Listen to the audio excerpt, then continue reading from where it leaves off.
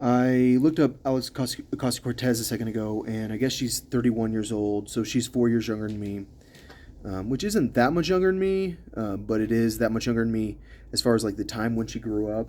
Um, when she was studying international relations in college, Obama was the president, and um, I don't know.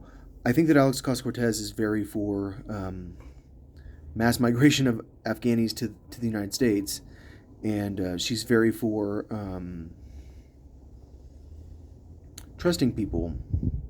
And I think that when you study IR, if international relations, or IS, international studies, what happens is you fall in love with other cultures, and you start to really care about people from those cultures, and you make friendships with those cultures. You know, Alex Ocasio Cortez and I have the same degree, and you could call me a Muslim lover. I mean, because you know, I don't know who watched Clayton Bigsby, the blind white supremacist. He calls his wife a, I don't want to say it. Anyways, I'm what I'm actually talking about is the perspective of someone that has studied international relations, and international studies can be very different depending on their experience.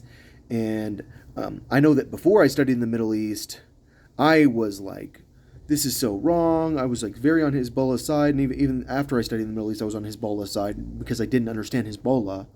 Like I just didn't get it. Like I didn't get that. Like me as an American and Alex Ocasio Cortez as an American, it doesn't matter if you're against what's happening in Gaza.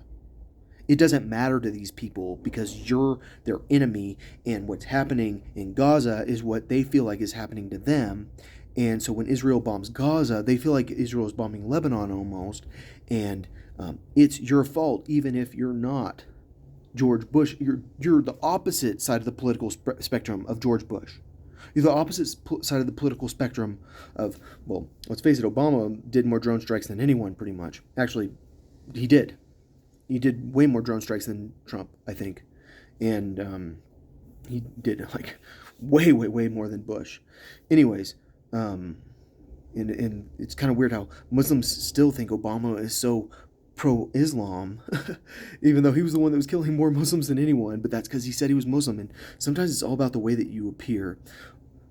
All I'm saying is, like, I don't want to call Alex Ocasio-Cortez naive, um, and I think there's nothing wrong with being naive because I've been very naive of a lot during a lot of my life, but I'm just saying that, like, what happens is when you put a bunch of Trojan horses and ticking time bombs in your country through your immigration policy, because you know one thing, we are an accepting country, and it's like, just because we're a nation of immigrants doesn't mean that you need to let everyone immigrate here. When everyone immigrates here, you burn so much more fuel because Americans waste more than other countries, like per capita. Like, we are wasteful.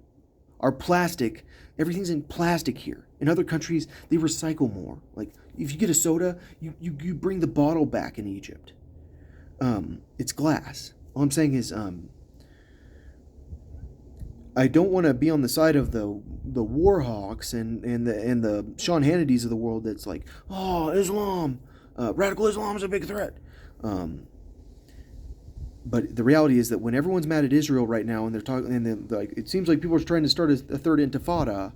Um, they're after us too, and this is about the time where they've had enough. There are enough people to kind of gather forces to at least get in one solid terrorist attack that could kill a lot, like a whole lot of people, if they're actually good at it.